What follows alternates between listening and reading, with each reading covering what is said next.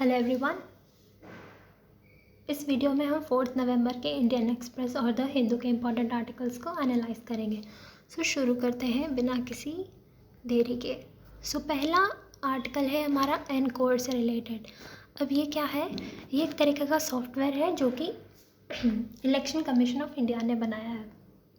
ठीक है, अब काय के लिए बनाया है? जिससे कि क्या होता है ना कि रिटर्निंग ऑफिसर्स के बहुत सारे काम होते हैं इलेक्शंस के टाइम पे। कैंडिडेट की नॉमिनेशंस को प्रोसेस करना होता है, वोटर टर्नआउट को देखना होता है, काउंटिंग करनी होती है, रिजल्ट्स वगैरह, डेटा को मैनेजमेंट करना होता है। तो वो सब आसानी से किया जा सके, उसी से रिलेटेड सॉफ्टवेयर है ये। It is a software that stands for enabling communications on real time environment। ये इसकी फुल फॉर्म हो गई। ठीक है, election commission of India has designed it for complete candidate and election management. Election को अच्छे से मैनेज कर पाएंगे और कैंडिडेट्स वगैरह से जो रिलेटेड काम होते हैं वो भी अच्छे से कर पाएंगे। It provides a seamless facility for returning officers to process candidate nominations, affidavits, voter turnout, counting, results and data management। ठीक है, और ये बेसिकली एनकोर काउंटिंग एप्लीकेशन जो है, it is an end to end application for returning officers to digitise the votes polled. जो votes polled होंगे उनको digitise करेगा, tabulate the round wise data and then take out various statutory reports of counting। ठीक है, इतना आ गया समझ में। और जो एनकोर्स स्क्रूटिनी एप्लीकेशन है वो रिटर्निंग ऑफिसर्स को अलाउ करेगा, जिससे कि नॉमिनेशंस जो फाइल हुए हैं उनको अच्छे से स्क्रूटनाइज कर पाएँ ऑनलाइन। ठीक है, जितने भी कैंडिडेट्स जो खड़े होते हैं उनके नॉमिनेशंस को स्क्रूटनाइज ऑनलाइन ये कर पाएंगे आसानी से। इससे काफ़ी ईज़ हो जाएगा इनके काम में। और after verification of the nomination the status is marked as accepted, rejected और विदड्रॉन।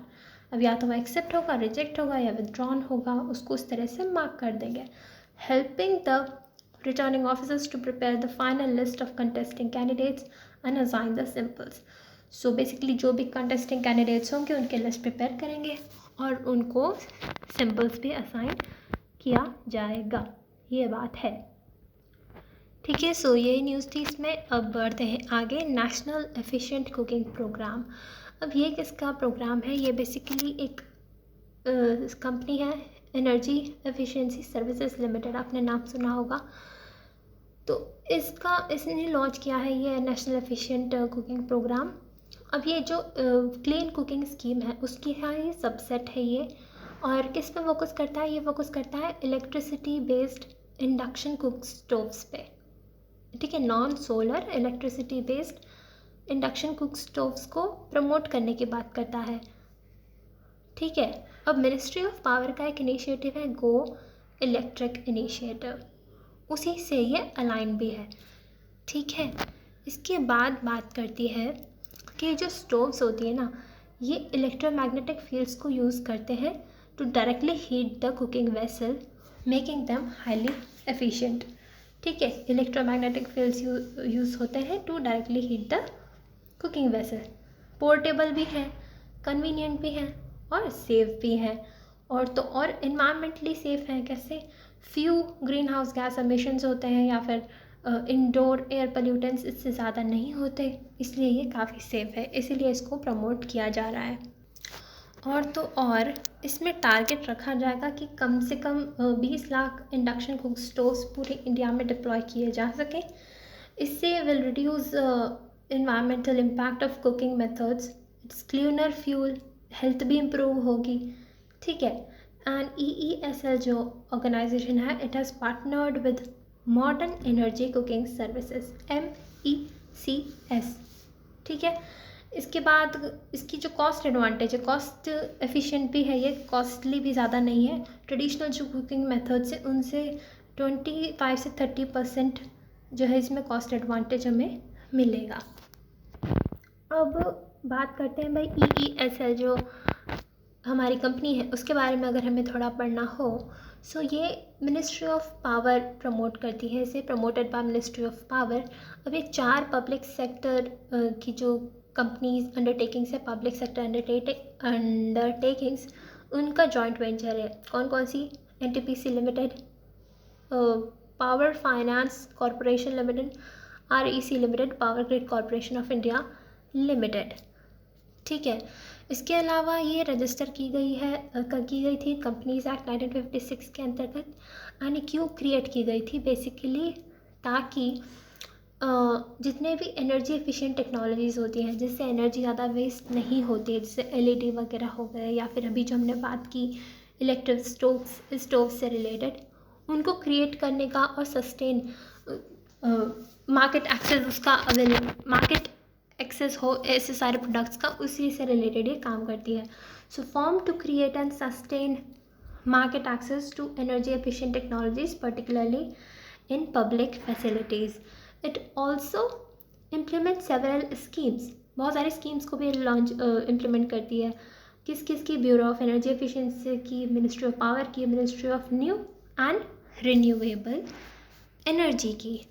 ठीक है, ये बात थी इसमें। अब बात आती है एयर पोल्यूशन की। एयर पोल्यूशन जैसा कि हम जानते हैं काफ़ी ज़्यादा हो रहा है आजकल, स्पेशली इस वाले अक्टूबर नवंबर वाले टाइम में, क्योंकि स्टबल बर्निंग होती है और दिवाली भी आती है, तो और वेहिकुलर पोल्यूशन वगैरह बाकी सारी चीज़ें भी होती है, जिसकी वजह से एयर क्वालिटी अच्छी नहीं होती। अब इसका क्या होता है ना, एनवायरनमेंट और हेल्थ पे तो इम्पैक्ट है ही, साथ में कुछ इकोनॉमिक कॉन्सिक्वेंसेस भी है। जी हाँ, अब वो क्या है? कुछ रिसर्च कहती हैं कि इसका डायरेक्ट इम्पैक्ट होता है हमारी जीडीपी ग्रोथ पे। It has a direct impact on GDP growth. ठीक है, इनफैक्ट आरबीआई की एक रिपोर्ट के अनुसार जो है 4.5% of India's GDP could be at risk by 2030। क्यों भाई, क्यों रिस्क पे है? क्योंकि जो क्लाइमेट चेंज इश्यूज़ हो रहे हैं उससे जो लेबर आवर्स है वो कम होते हैं। मान लो किसी की कुछ प्रॉब्लम आ गई, तबीयत ही ख़राब हो गई या कुछ भी इश्यूज़ हो गए जिसकी वजह से वो काम नहीं कर पाएंगे उतना, तो उससे जो है हमारी जीडीपी रिस्क पे आ सकती है। कैसी कैसी क्लाइमेट चेंज इश्यूज़, जैसे कि एक्सट्रीम हीट हो गई, ह्यूमिडिटी हो गई, इनसे हेल्थ इम्पैक्ट्स काफ़ी ज़्यादा हो सकते हैं और इसका इम्पैक्ट हमारी इकोनॉमी पे मिलेगा।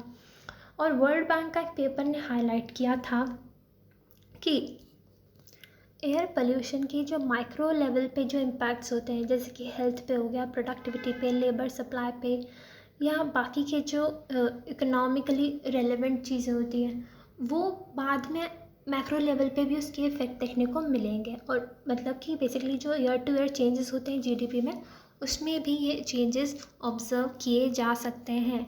अगर हम कुछ पॉइंट्स की बात करें, कुछ बेसिक पॉइंट्स के भाई क्या क्या इफ़ेक्ट पड़ेगा, तो देखो वर्कर की जो आउटपुट है या प्रोडक्टिविटी है वो हैम्पर हो सकती है, वो डिक्लाइन हो सकती है।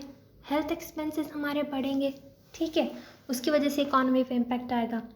और असेट्स की प्रोडक्टिविटी कम होती है, कंजम्पशन लेस होता है और इकोनॉमिक ग्रोथ भी स्टंट होगी, पॉवर्टी बढ़ेगी, इससे इनइक्वालिटी बढ़ेगी, गरीब और गरीब होगा, अमीर और अमीर होगा, और क्लाइमेट चेंज तो हम जानते हैं उसका भी इम्पैक्ट हमारी इकोनॉमी पे पड़ता है।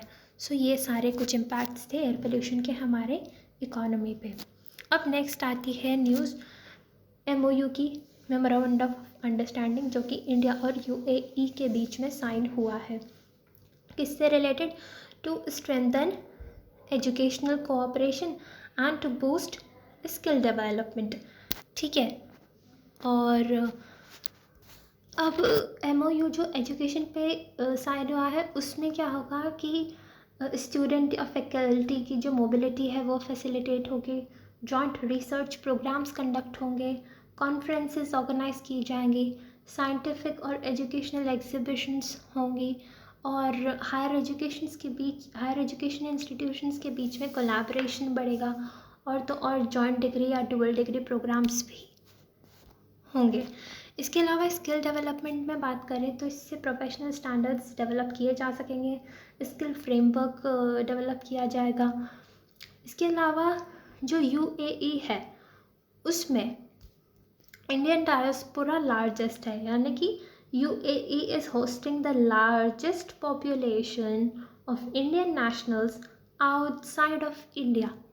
इंडिया से बाहर की बात करें तो इंडिया की जो सबसे ज़्यादा पॉपुलेशन होगी इंडियंस की वो यूएई में ही है, और ठीक है वो काम वगैरह से जाते हैं वहाँ पे, और इसी वजह से स्किल डेवलपमेंट काफ़ी इंपॉर्टेंट हो जाता है। It becomes as a fundamental element of the India UAE strategic partnership. ये बात थी इस वाले आर्टिकल में। अब बढ़ते हैं जीका वायरस की तरफ। अब जीका वायरस क्यों न्यूज़ में रहा, तो ये इसलिए न्यूज़ में रहा कि कर्नाटका में 5 विलेजेस हैं जो कि सर्वेलेंस के अंडर आए हैं, क्योंकि वहाँ पे थोड़ा बहुत जीका वायरस का आउटब्रेक देखा गया है। अब ऑफकोर्स जीका वायरस नाम ही पता है तो ये जीका वायरस से होता है। ये फ्लेविविरिडे फैमिली को बिलोंग करता है। और ट्रांसमिट कैसे होता है ये वायरस, तो मस्कीटोज़ होते हैं, इन्फेक्टेड मस्कीटोज़ एडिस जीनस के, mainly Aedes aegypti in tropical and सब ट्रॉपिकल रीजन्स।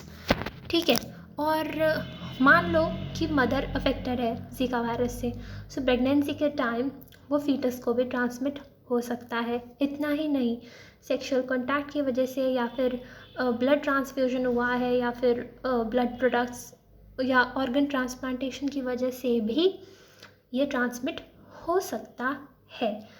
और इसका डायग्नोसिस कंफर्म कैसे होता है, तो कंफर्म्ड बाय लेबोरेटरी टेस्ट होते हैं ब्लड के या फिर अदर बॉडी फ्लूइड्स के, उससे इसकी टेस्टिंग की जा सकती है।